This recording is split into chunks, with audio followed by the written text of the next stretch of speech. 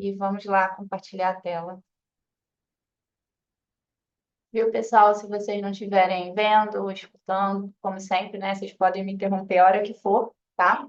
Então, se tiver dúvida, fala comigo e eu explico de novo, tá? Vou abrir aqui ó, o slide da aula, da nossa aula.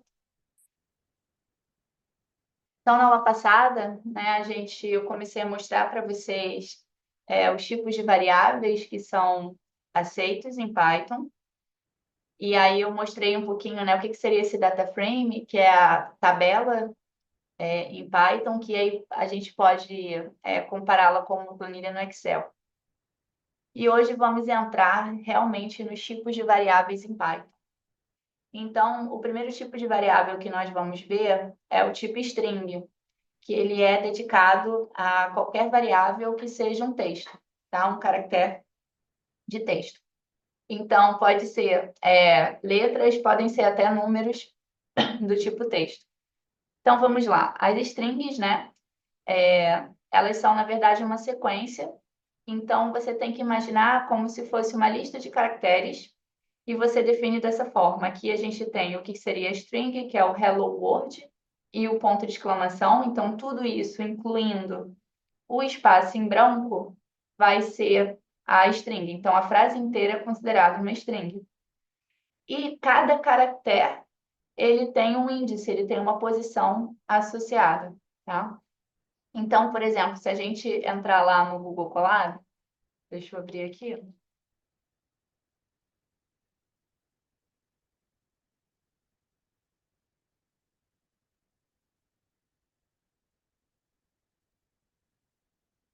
Ver se eu consigo dividir a tela.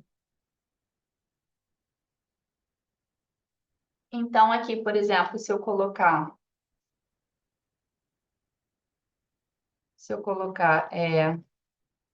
hum, palavra, vai ser o nome da minha string. Toda vez que eu vou definir uma string, eu preciso dizer de algum modo para o Python que é uma variável string. Como eu faço isso? Através das aspas, tá? Então, podem ser aspas simples, como eu coloquei aqui. Então, seria hello world, ou podem ser aspas duplas. Então, lembrando, né, que a primeira vez que a gente conecta aqui o Google Colab, né, que vai rodar a primeira vez que a gente vai rodar a célula, então ele demora um pouquinho, né? Então, palavra, hello world. Lembra que a gente viu também uma função, né, da raiz do Python, que é o type. Então, type, ele vai classificar, né, qual é o tipo de variável que eu estou lidando. Então, a variável do tipo string, ela é classificada como str, tá? E aí, se eu quiser subscrever aqui, eu quero substituir palavra por hello world desse modo. Ele também vai aceitar, tá? Então, mostrando que não vai ter diferença entre quando eu defino com aspas duplas ou quando eu faço a definição da variável com aspas simples. Vai ser sempre a variável palavra, né? Ela vai ser sempre igual. Então, se olha aqui, palavra definida com aspas simples, hello world. Com aspas duplas, também hello world, tá? E aí, por exemplo, se eu quiser imprimir somente a letra W, eu vou usar aqui a posição. Então, lembrando que a posição em Python, ela sempre vai iniciar do zero, tá? Então, se eu quiser imprimir, eu quero imprimir somente a letra W. O W, ele está na posição 6, o index 6. Então, se eu fizer assim, ele vai me dar só o W. Se eu quiser tudo, incluindo o W, para até o final, né? Então, eu faço assim, ó, palavra 6, dois pontos. Se eu coloco esses dois pontos, quer dizer que me mostre tudo que tem no caminho, tá?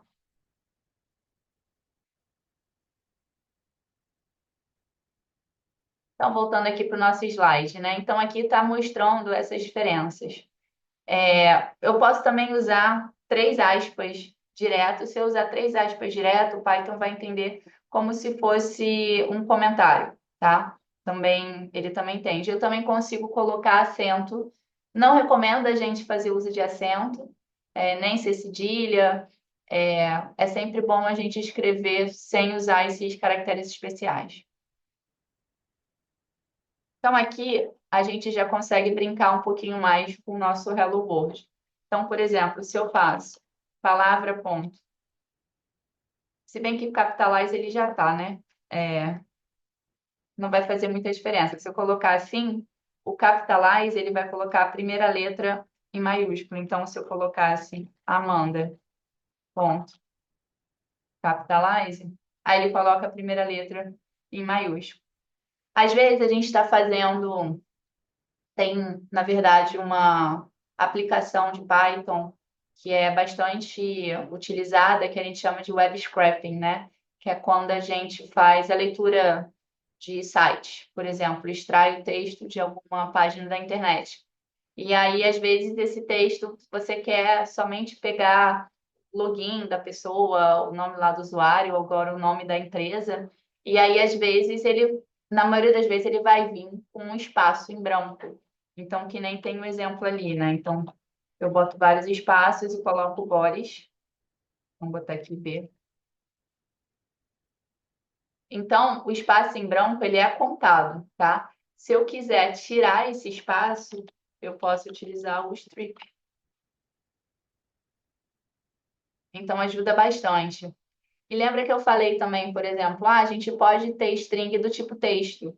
Então, se eu fizer 1 mais 2, assim, na forma de string, ele não vai somar, não vai me dar 3. Ele vai, na verdade, concatenar, né? Então, ele vai juntar os dois caracteres. Aí vai formar 12, né? Então, se eu não quiser que seja interpretado dessa forma, eu teria que usar a função int, que foi a função que a gente viu na aula passada, que ela vai converter qualquer variável para o tipo inteiro se ela for um número. Se ela não for número, ele vai me dar um erro.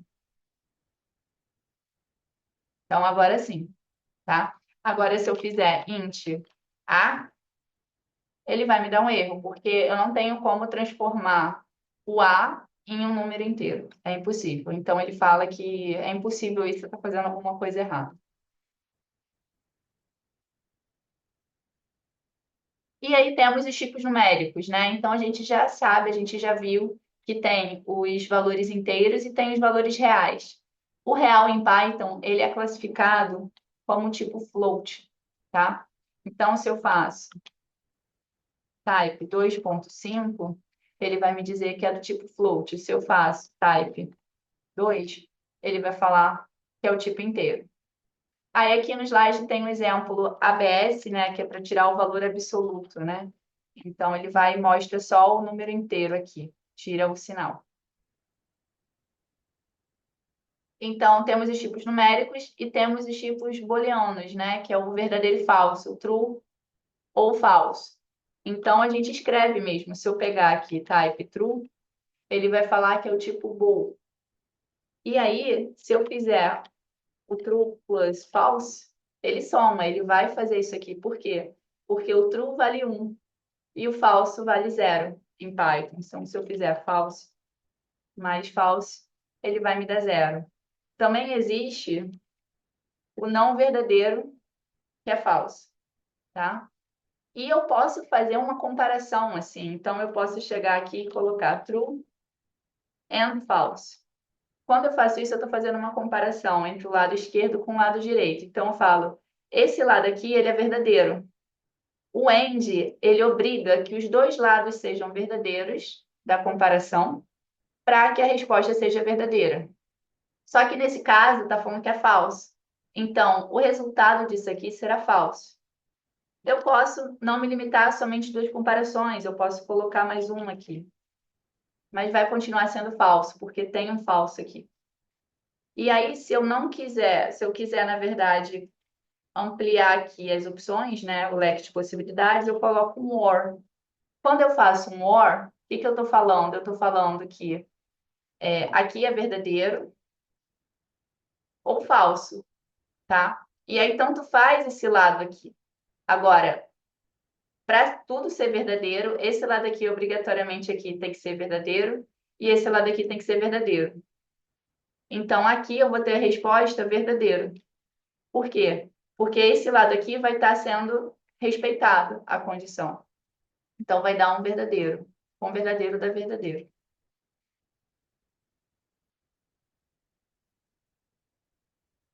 Então, aqui, se a gente fizer esse exercício, né? O true com true vai dar o quê? Vai dar, usando o or, né? Vai dar verdadeiro. O true com false vai dar o quê? O que vocês acham? Verdadeiro. Verdadeiro também. Aí aqui também, false ou true vai ser análogo, né? Também vai ser verdadeiro. E o false ou false também verdadeiro. Falso, desculpa. E aqui agora com end, né? O end, o que que ele vai fazer? Se tiver um dos dois casos que seja falso, aí ele já vai dar falso, né? Então, vou só pegar o único caso, os dois únicos casos que tem, que é o true and false, que dá falso, e o false and true. Então, a ordem aqui não importa pra gente. Também dá falso. Temos também as operações matemáticas, né? Então, a gente olhando aqui, o mais, né, é da soma, o menos da subtração, o asterisco para multiplicar. Aí o símbolo da barra vai ser entendido como a divisão. Só que se você utilizar duas barras seguidas, né, em paralelo, qual é o resultado disso aqui, né? Na verdade, ele vai retornar a parte inteira da divisão do numerador pelo denominador, né? De A por B. E aqui vários alunos sempre erram, né? Porque o mais intuitivo é a gente usar o acento, né, circunflexo, só que aqui não. Aqui, para você fazer A elevado a B, é duas vezes o asterisco. E o símbolo da porcentagem vai fazer com que qual é o resto da divisão de A por B. Então, antes da gente entrar nesse slide, deixa eu só mostrar esses casos mais atípicos, né? Então, por exemplo, se eu fizer 15 barra 3, ele vai me dar 5, né? Que é a parte inteira da divisão de A por B. E aí, se eu fizer, por exemplo, 45 barra 2, vai me dar 22. Elevado, né? 3 elevado a 2 vai me dar errado. Não deu. Interessante, peraí. Tinha que ser assim, né? 3 elevado a 2 vai dar 9. Agora aqui eu não lembro o que que ele está fazendo aqui, por que esse circunflexo. Eu achava que ia dar um erro. Vou deixar aqui comentado, depois vou descobrir por que ele deu 1, tá? Se alguém souber, pode compartilhar aí. A porcentagem, se eu fizer 24% 2, vai me dar zero, porque não tem resto. Se eu fizer 23% 2, vai me dar 1.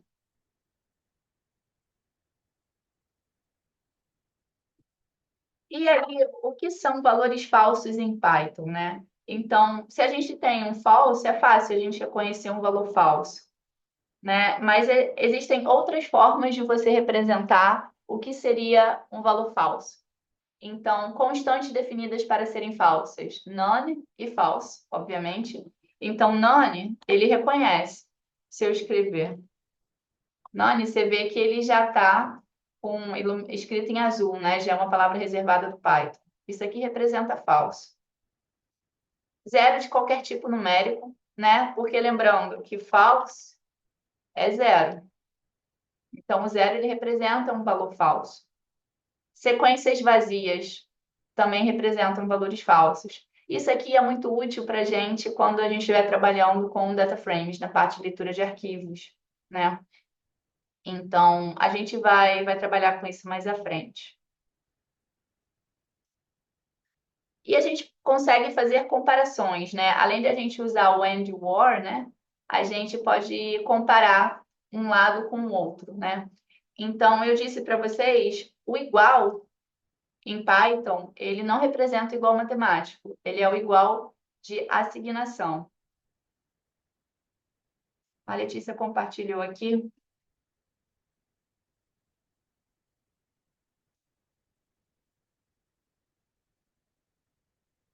Ah, tá. Oi, Letícia, obrigada Oi, Amanda, nada?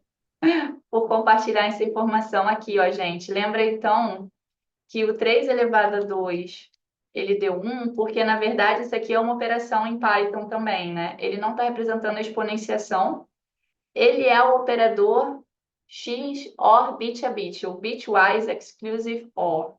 Então, 3 elevado a 2 ele é 1, aí aqui é por conta do número binário, né? Então, aí ele passa qual é a forma binária do 3 e qual é a forma binária do 2.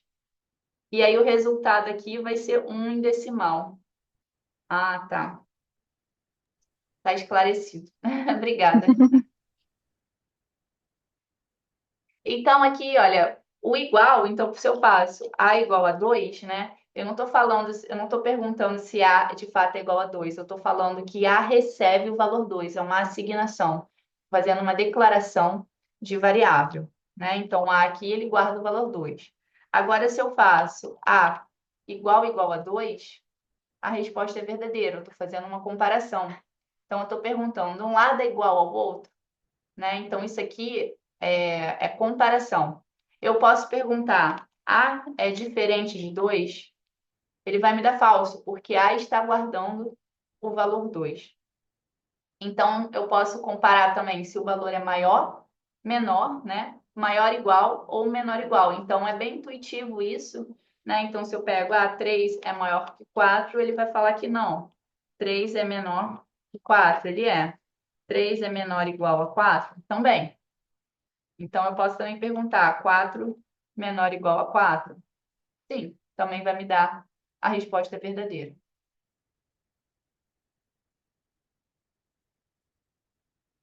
Então, até o momento, a gente viu os tipos mais simples, né, de variáveis em Python. A gente viu os valores numéricos, vimos os tipos string, booleanos, e a gente viu como a gente trabalha um pouco com eles, com os operadores matemáticos e com os operadores de comparação.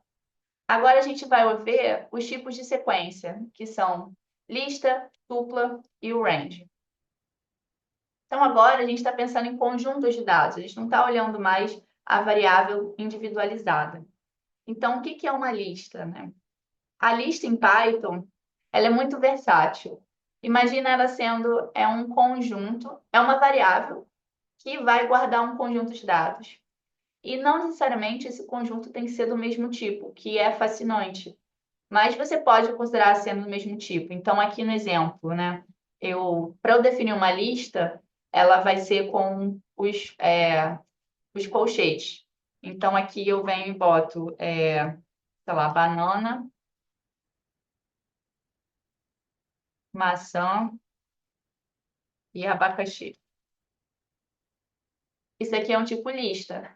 E lembra, eu não salvei essa lista em lugar nenhum, então eu não consigo trabalhar com ela depois. Então, vamos guardá-la em uma variável chamada lista. Então, agora já não foi mais impressa, né? Então, lista.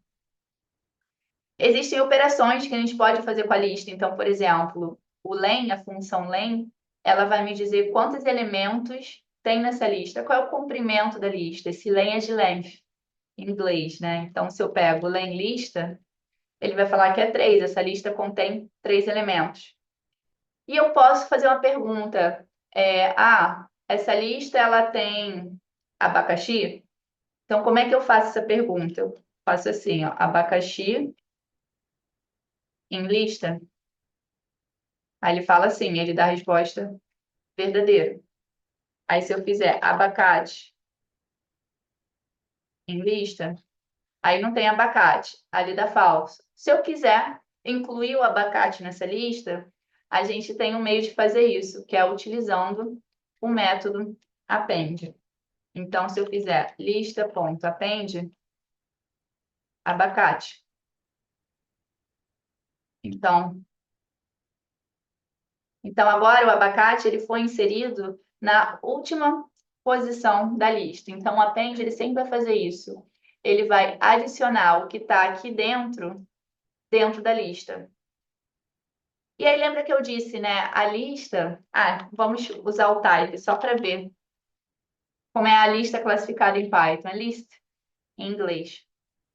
E eu disse também que a lista ela é bem versátil. Então, ela pode ser lista de elementos iguais, né, de variáveis do mesmo tipo, porém, os tipos das variáveis podem mudar. Então, eu posso colocar um append, uma outra lista. Então, posso botar uma lista dentro de uma lista.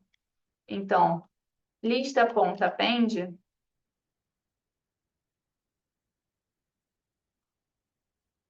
Então, olha só o que aconteceu. Agora, a última posição da lista tem uma lista. Qual é o tamanho dessa lista? Se eu fizer aqui, ó, len de lista, qual vai ser a minha resposta agora? 4 elementos. 4? Acho que 5. 5? 5 elementos. Então, aqui, por exemplo, por que 5, né? Na verdade, eu estou vendo mais, né? Mas é porque aqui, a última lista inserida, né? Ela ocupa um espaço único. Então, lembrando em Python, né? A gente começa do zero. Então, a primeira posição da lista é banana. Então, é 0, 1, 2, 3, 4, né? Então, a lista que eu adicionei, ela está na posição 4. Aí, se eu quiser, eu quero extrair o elemento 2. Aí eu faço assim, para extrair a lista, que está na última posição. E se eu quiser o número 2, ele ocupa a posição 1 dessa lista menor. Tá? E o Python, ele é tão versátil que ele permite também que a gente faça a referência de posições de trás para frente. Só que de trás para frente, ele vai começar do -1, e -0 não vai fazer sentido. Então, eu posso também fazer assim, ó, lista -1, aí eu vou fazer referência ao último elemento da lista. Então, se eu quiser imprimir o banana, eu vou fazer lista -4. Opa, -5, né? Porque aí, olha só, né? Porque quando eu faço a referência convencional, ele começa do zero. Então, o último elemento ocupa a posição 4. Agora, se eu faço a referência de trás para frente, ele começa do -1. Então, agora a posição é -5. Banana.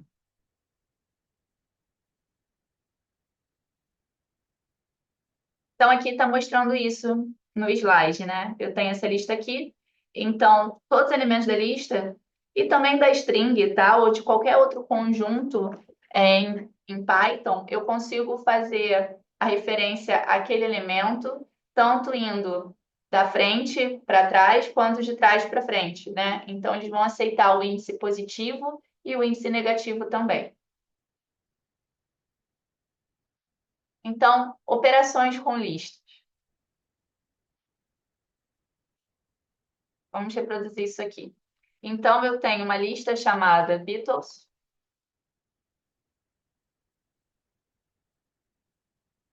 John, Paul e Ringo. Então, temos a nossa lista. Se eu quiser imprimir o John, né, ele está na posição 0. Então, é Beatles 0. Aí eu quero incluir o George, aí eu boto append, o método append. Então, é o nome da lista, append George. E aí ele vai adicionar o George depois do Ringo, na posição -1. E se eu quiser fazer uma substituição? Eu quero substituir o Paul por Paul, primeira letra maiúscula. Como é que eu faço? Na verdade, é bem simples. Eu pego aqui Beatles, Beatles 1 é o Paul, certo? Se eu faço assim, ó, capitalize, ele já coloca a primeira letra em maiúsculo. E aí, se eu quiser colocar isso atualizado em Beatles, né? Porque Beatles ainda tem o Paul minúsculo. Eu faço o seguinte, eu faço Beatles 1, recebe, Beatles 1, capitalize. Então, olhando aqui, é como se a gente pensasse, o Beatles 1 do futuro está recebendo o Beatles 1 do presente, capitalize, o resultado dessa operação. Então, agora, se eu imprimo a lista, né, o Paul está com a primeira letra maiúscula. Então, aqui está a representação do que o append faz, né? Então, eu tenho essa lista, e aí eu quero colocar o valor 16, eu boto o append e vai colocar o 16 ao final da lista. Eu consigo também fazer inserção de elementos sem precisar me limitar a colocar ele sempre no final desse conjunto. Então, eu posso utilizar o insert. O insert ele vai agir um pouquinho diferente. Ele vai pedir dois argumentos, a posição e o valor. Então, aqui eu estou falando, eu quero colocar o valor 16 na posição 3. Então, aqui está a lista antes e aqui está a lista depois do insert. E para remover elementos, a gente tem aqui duas opções, né? O remove e o pop. Qual é a diferença entre eles? O remove, ele vai remover da lista o primeiro elemento correspondente ao valor que você está informando. Agora, vamos supor que a nossa lista seja uma lista numérica e tenha vários números 3. Se eu coloco remove 3, ele vai remover o primeiro 3 encontrado. Os outros vão ficar. Agora, o pop, ele remove da lista o elemento correspondente ao índice informado. Então, ele vai pedir aqui dois argumentos, o elemento e a posição. Então, aqui está uma ilustração de como o remove funciona. Eu tenho essa lista aqui e eu quero remover o número 10. Então, se eu coloco lista.remove 10, ele vai remover esse 10 aqui.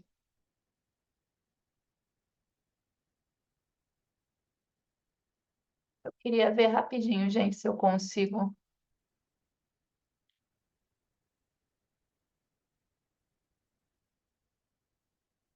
Ah, tá, vocês estão vendo, né, agora. Então, ele vai remover esse 10 aqui. Então, os outros 10 vão permanecer. Agora o pop. O pop, eu só vou informar aqui o index, tá? Então, na verdade, ali no slide tem um errinho, né? Ele está falando que o pop tem dois argumentos, mas não tem não. Na verdade, é só a posição. Porque a lista, né? Ela vai ser informada antes. Então, lista.pop, aí eu quero remover o elemento que está na posição 1, que no caso é o 5. Então, se você olhar aqui, já não tem mais o valor 5. E se eu quiser criar uma lista a partir de duas outras listas? Lembra, né, que eu falei, isso funciona para várias coisas em Python, né? Então, lembra que a gente botou aqui 1 mais 2, né? Aí ele vai dar 12, ele juntou. Isso vai ocorrer com a lista também. Então, se eu tenho uma lista 1 que vale 1, 2, 3, 4, e eu tenho uma lista 2 que vale 10, 11 e 12. Então, se eu passo lista 1 mais lista 2, ele vai concatenar, ele vai juntar tudo, vai funcionar da mesma forma que funciona aqui com as duas strings.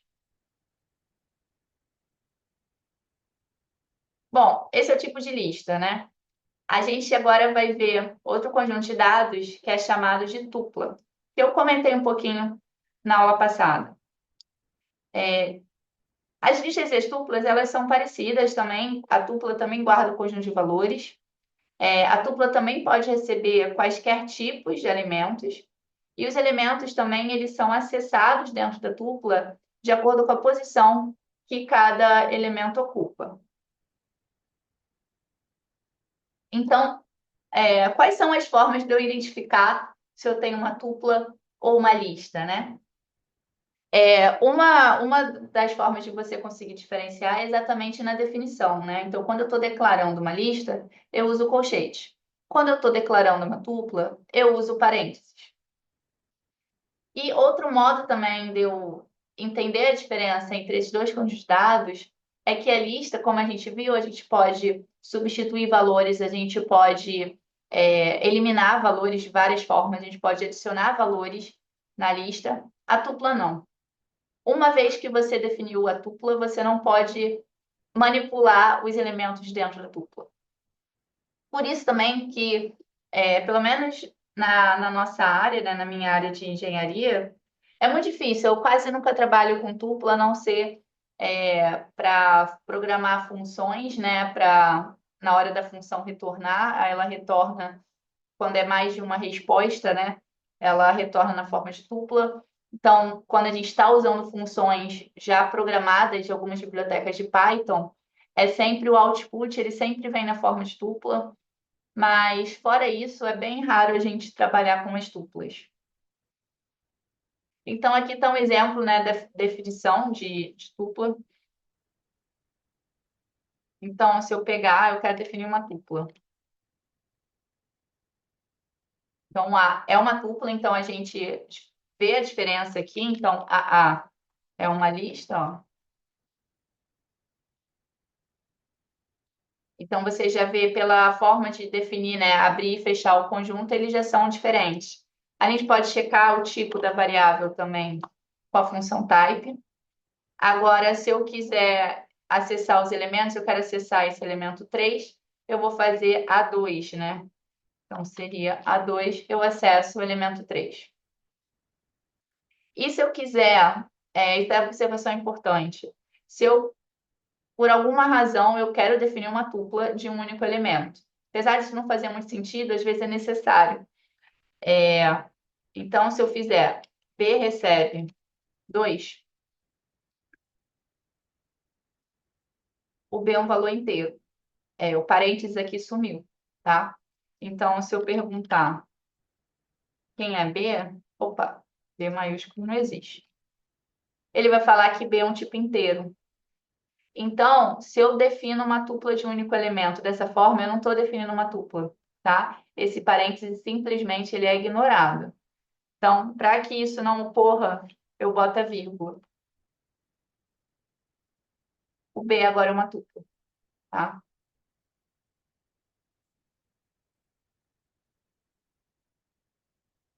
O range, ele é uma função, né? Ele não vai ser um tipo de variável. Mas é importante falar sobre ele porque a gente usa ele bastante, principalmente quando a gente está trabalhando com loops. Então, a função range, ela é muito simples e a sua funcionalidade é retornar para a gente uma lista de números inteiros. A maneira mais simples e direta de usar a função range é range n. Aí esse n aqui é um número. Então, se eu faço range 3, ele vai me fornecer uma lista com os elementos 0, 1 e 2. Ele vai até n-1. Então, até 3 menos 1, ele vai até o 2. Então, vamos ver aqui, reproduzir esses exemplos. Então, ó, range de 3, ele fala que vai ser 0 a 3. Porém, se eu usar a função list de range de 3, ele vai me dar 0, 1 e 2. O list é uma função também da raiz do Python que vai transformar o que está aqui dentro em uma lista, tá? E aí, se eu fizer, por exemplo, list range 1 a 3, lista não, né? List. Aí aqui eu já não estou iniciando do zero, né? Como no outro caso, eu estou iniciando do valor 1. Então, o primeiro limite aqui, ele é inclusivo, e o segundo, ele é exclusivo, ele não inclui esse 3, ele vai até o 3 menos 1, que é o 2, tá? Deixa eu só me certificar aqui, vou ver o que que ele me dá. Eu falei besteira, o range, ele também é classificado como um tipo de variável, tá? Porque eu fiquei nessa dúvida que eu botei aqui o range 3, ele dá um range, né? Então, esse range 0 a 3 é um tipo de variável. E quando eu aplico a função lista em cima dele, aí ele me retorna uma lista.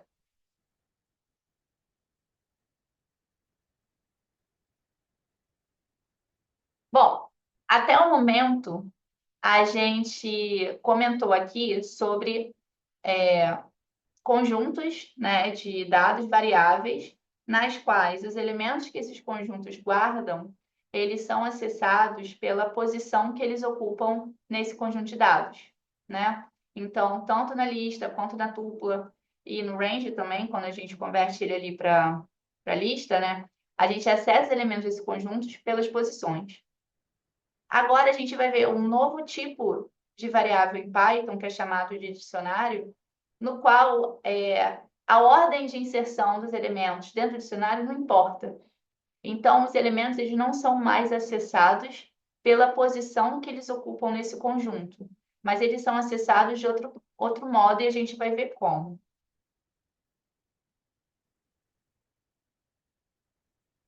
Então, os dicionários, quando a gente bota lá a função type e a variável dicionário, o retorno dessa função é o dict, que é dictionary em inglês.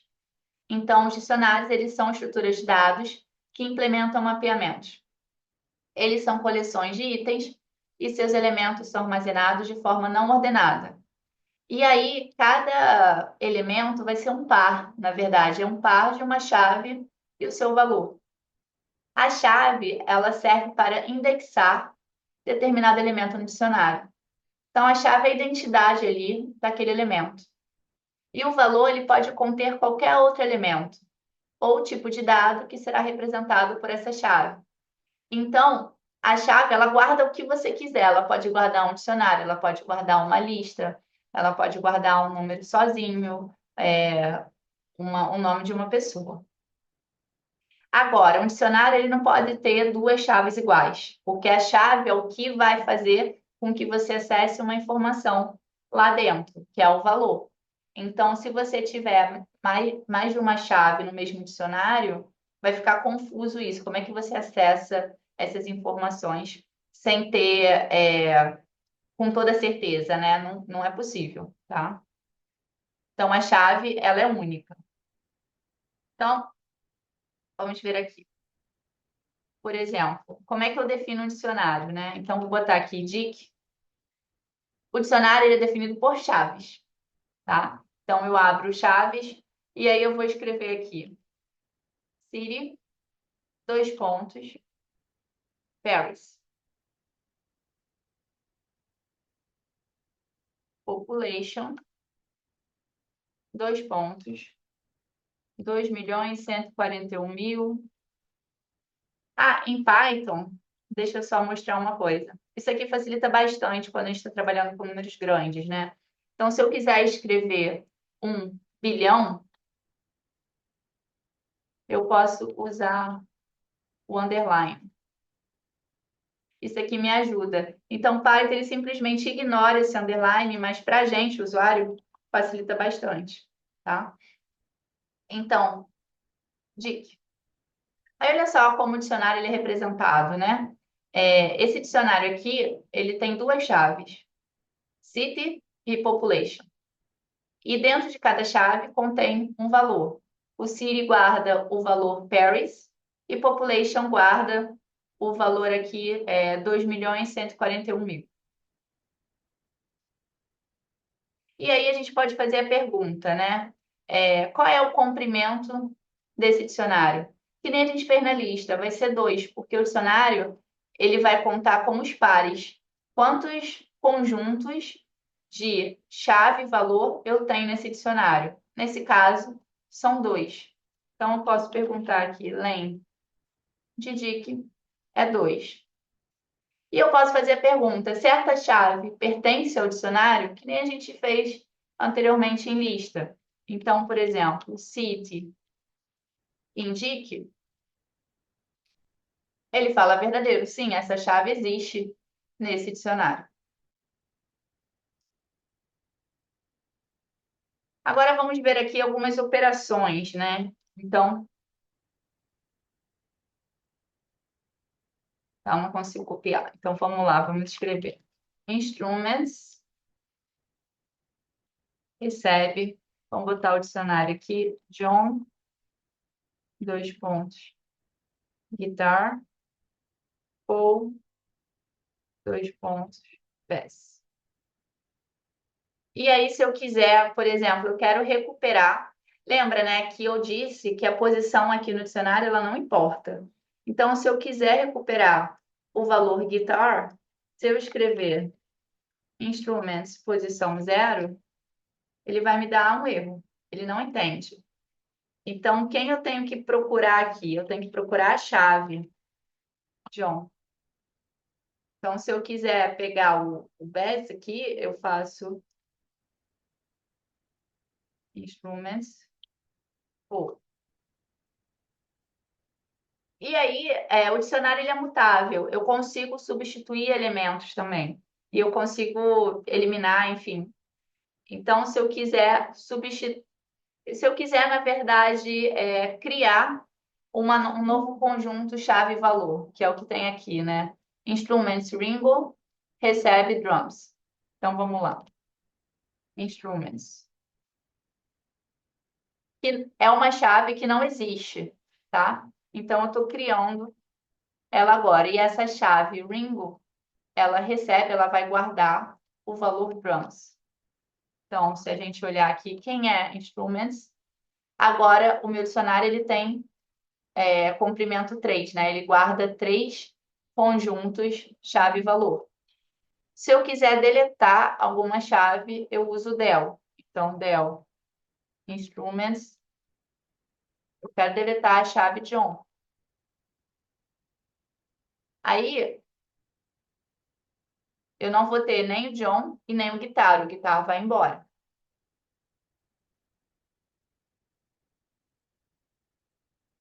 E aí, se eu consultar agora instrumentos John, ele vai me dar um erro, como está aqui no dicionário, tá?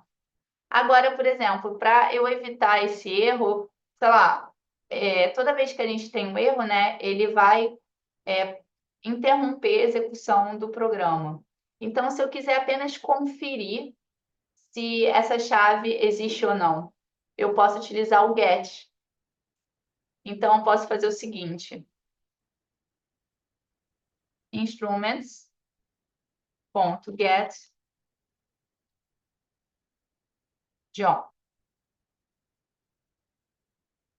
Default instruments. Se eu fizer isso aqui, é o seguinte: ele vai ver se o John existe.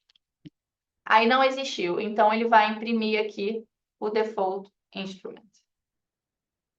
E aí ele não me dá mais um erro. Então, essa é uma forma de eu evitar a interrupção do meu programa. Gente, alguma dúvida? Não? Então, a gente está com um tempinho, eu vou abrir aqui o outro slide.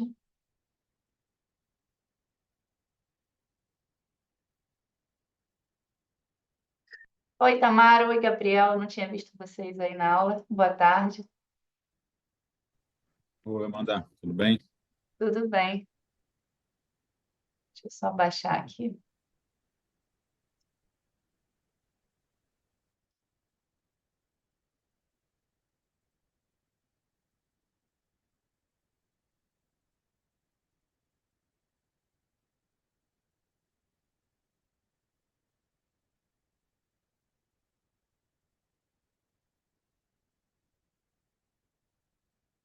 Ai, não ficou bom. Deixa eu abrir no outro programa. Peraí.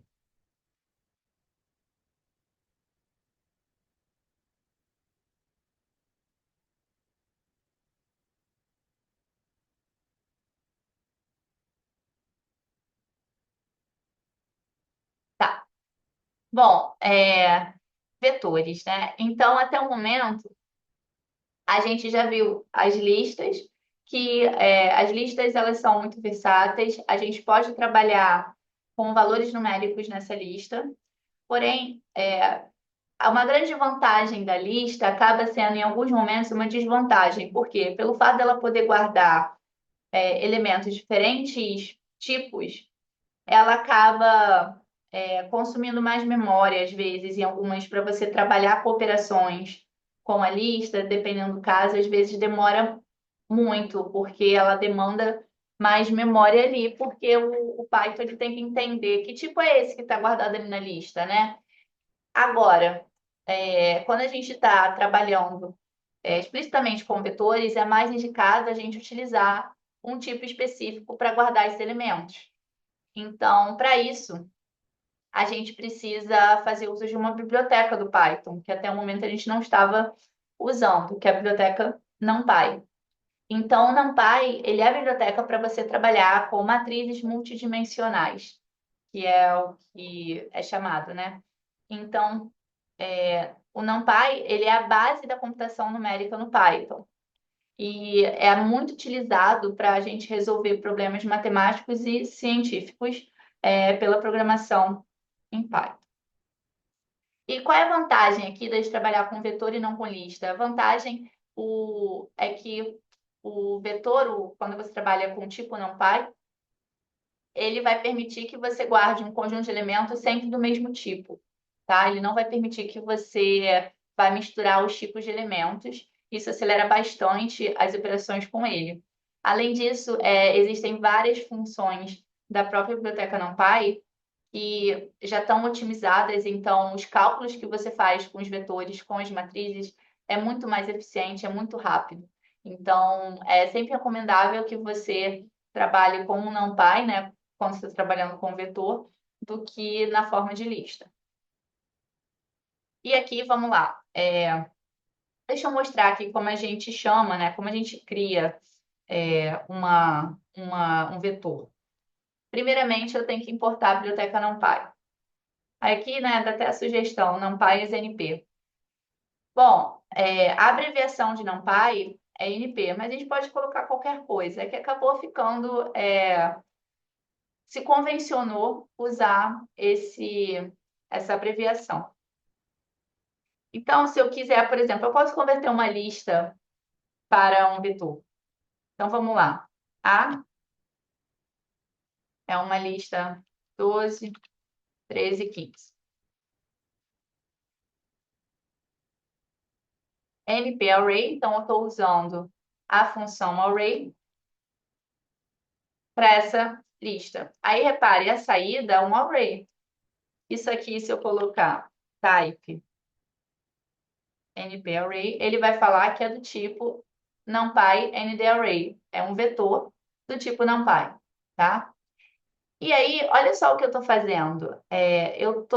Para eu conseguir converter a minha lista A em um vetor, eu estou fazendo uso de uma função array que pertence à biblioteca NumPy. Então, a referência de NumPy aqui está como NP. E que função é essa? Como é que eu sei como a gente usa, né? Eu sempre gosto de acessar a documentação das funções, pelo menos a primeira vez que a gente faz uso delas. Então, se eu escrever aqui, dá para acessar direto no Google Colab, mas eu não gosto, eu prefiro acessar pelo navegador. Então, se a gente olhar a função NumPy Array, o que ela pede, né? Aqui é sempre a forma como essa função ela é declarada e o que ela leva, né, como argumentos. Então, a gente vê que o primeiro argumento é um objeto, então é o que ela vai fazer a conversão. E aí ele explica aqui os parâmetros, né? Então, o que é o objeto? É um tipo array, é algo que pode ser convertido para um array, para um vetor. E aqui são os argumentos opcionais, tá? Por que opcionais? Porque se você não fornece, já tem um valor default, um valor padrão que vai ser utilizado. E aí você pode ler aqui cada definição desses parâmetros para entender o que essa função aceita.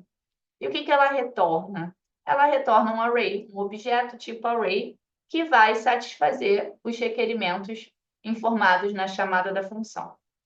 E aí, se você olhar depois, ele sempre tem os exemplos. Então, é muito útil você acessar, quando você não conhece uma função, acesse a documentação dela para saber como é que eu uso essa função, você vê um exemplo, que parâmetros essa função recebe, e assim você vai aprendendo.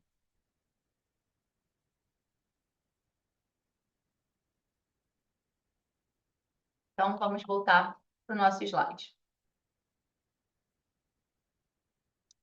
Então, aqui eu fiz esse exemplo, né? Então, defini a variável A, que é um array. O array aqui, no caso, ele é um vetor unidimensional, ele só tem uma única dimensão. Mas eu posso definir como um vetor multidimensional. Como é que eu faço isso? Aqui está mostrando. Então, vamos lá. Então, B vai ser um NP array. Aí eu abro o colchete maior e abro vários colchetes, onde cada conjunto aqui vai ser uma linha da minha matriz, né? Então, vamos lá. 1, 2, 3, 4, 5, 6, 7, 8, 9, 10, 11, 12. Então, B também é um array. Então, se eu fizer o shape, ele vai falar o quê? Ele vai ter duas dimensões. Ele vai ter 3 linhas e 4 colunas. Se eu fizer a shape, a é uma lista, é verdade. Então, se eu mudar aqui, peraí, vamos lá. NP Array de A. A lista, o shape não vai.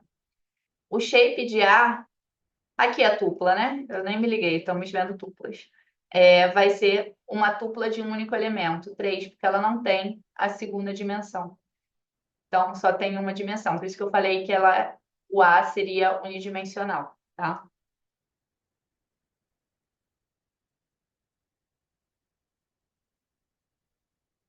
E aí a gente pode ver aqui o dtype, né? O dtype é um atributo que pode ser executado dessa forma. Vamos ver o que o dtype faz. Então, se eu fizer bdtype, ele vai me classificar qual é o tipo dos elementos dentro de B. Então, eu vou falar assim, os elementos de B são do tipo inteiro. E aqui ele explica, né? Essa declaração retorna int 32 como tipo de dado, significa que os elementos da matriz são desse tipo. Eu recebo 32 aqui no exemplo do slide porque eu estava usando a versão 32 bits. No caso, aqui foi 64. Eu estou usando aqui o Python 64 bits, mas ainda se refere a número inteiro. O shape, né, mostrando que é um atributo que vai retornar as dimensões dos nossos vetores. E temos o size. O size, ele retorna o número de elementos. Então, a size 3, b size 12. E tem o item size, que ele vai retornar o tamanho de elemento da matriz em bytes, né? Temos o item size. No caso do A é 8 e do B também. NDIN é o número de dimensão, então você consegue ver a dimensão do A e do B pelo shape, mas também tem um atributo para isso, né? Então, A, NDIN é 1 e B, NDIN é 2. Como é que a gente acessa elementos? Da mesma forma que a gente acessa elementos da lista, da tupla, sempre pela posição, tá? Então, se eu fizer aqui, vamos imprimir o B. Eu quero imprimir o 6. O 6, ele ocupa a linha 2, né? Então, a posição dessa linha é 1. Então, eu tenho que fazer B1. B1, eu vou extrair toda essa linha de índice 1. O 6, ele está na segunda coluna, que é a coluna 1, né? Aí ele me dá o 6. E aí eu também posso fazer partições ali. Eu posso não selecionar somente o 6, mas eu quero selecionar o 6, 7, 8, 10, 11, 12, né? Eu quero pegar essa mini matriz aqui. Então, como é que eu faço? Então, vai ser, eu quero da linha 1 ao final e eu quero da coluna 1 ao final. E aí eu faço esse corte na minha matriz, tá?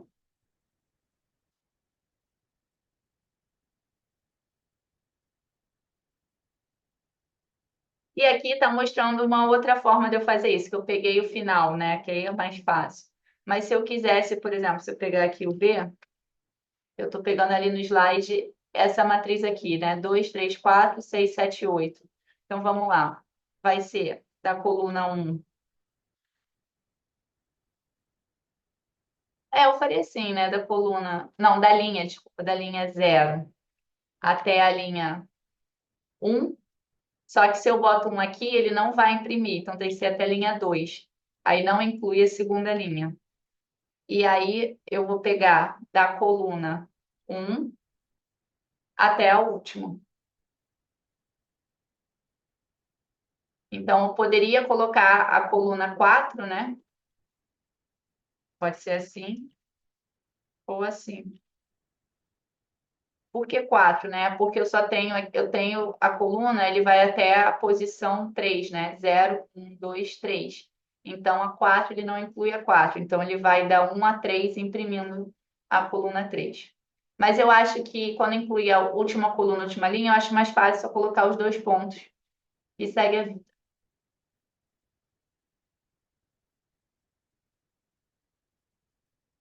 Então, os 2 pontos, ele indica sempre tudo, né? Então, se eu boto B2 pontos 3, eu estou pedindo para ele imprimir todas as linhas da coluna de posição 3. Então, B2 pontos 3, ele vai imprimir 4, 8 e 12, né? Então, ele vai pegar aqui, ó, 4, 8 e 12, a última coluna inteira. Aqui no slide tem outras formas da gente definir arrays, a gente só usou o NP Array, né? Mas tem a função arrange. Eu gosto muito da função linspace. Vamos lá, o NumPy, linspace. Aí ele faz, sei lá, 10. Quanto tá? Eu acho que estou esquecendo coisa aqui. 10 a 20, ele faz intervalo, né? Onde o linspace é um dos raros casos que ele inclui o primeiro elemento e o último, né, na resposta, 10, e ele vai incluir o 20. Então, no default, ele vai criar 50 valores nesse conjunto, igualmente espaçados, que vão do 10 ao 20. Agora, se eu quiser definir quantos valores eu quero, eu tenho que mudar o size ali, eu quero só 5 valores. Então, ele sempre vai me dar um conjunto onde os elementos eles vão estar igualmente espaçados. Não sei usar essa função. Vamos na documentação dela. Então, se a gente vier aqui, pegar, não vai, linspace, aí ele chama, ó, start e stop. Então, essa função ela tem 2 parâmetros obrigatórios. Por isso que quando eu forneci somente o NP linspace 10, né? Ele me dá um erro. Ele fala, olha, está faltando um argumento posicional que é requerido. Ele não vai. Por quê? Porque se eu não forneço esse segundo argumento, não tem um valor padrão, não tem um igual a alguma coisa. Então, por isso ele dá erro. Nos outros, não. Os outros são argumentos opcionais, né? Então, o default, o padrão, ele sempre criar um conjunto de 50 valores. Quando eu botei 5, aí ele entendeu, ele se ajusta. Aí aqui tem outros tipos, por exemplo, o arrange. O arrange, o linspace, ele cria um intervalo, né? O delta x para você. O arrange não. O arrange você informa esse intervalo. Então, por exemplo, NP arrange 10 a 20, eu quero um espaçamento de 0,3. Aí não vai incluir o 20, tá vendo? Diferente do linspace. Tem o NP zeros, que ele cria vetor de zeros, você está inicializando esse vetor, depois você vai substituir ele, os elementos, né, lá no seu programa. Então, eu estou criando um vetor de 4 zeros.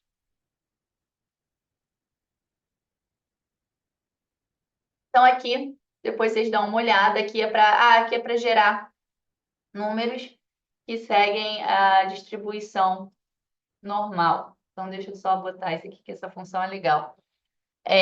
NumPy random ponto standard underline normal. Ele está falando que essa documentação é antiga, vamos acessar a nova. É que eu abri a referência errada. Tudo bem. Deixa eu pegar aqui, peraí.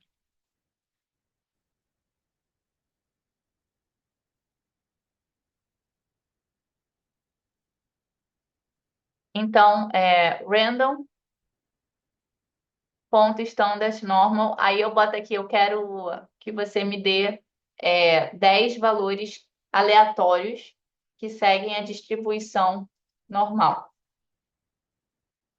E aí o retorno vai ser um vetor. Random. E tem vários tipos, tá vendo? Aqui a gente olha nas opções, né? Não só normal, mas tem gama, exponencial e por aí vai. Quero 3 valores. Aí ele vai me dar esses números. Então, por exemplo, se eu crio aqui um vetor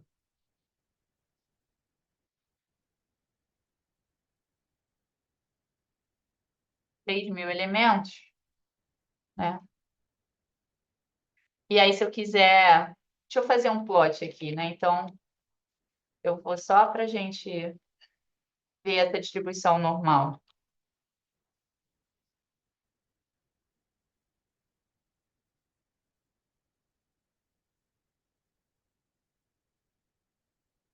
Então, aqui, né? Como ele segue a distribuição normal, ele vai estar aqui com esse formato aqui de um sino, né? Então, se eu quiser deixar mais definido, então ele vai dar essa montanha. Então, ele vai dar sempre mais próximo da montanha, quanto mais elementos aqui eu gerar. E são números, lembrando, aleatórios, né? Pseudo-aleatórios.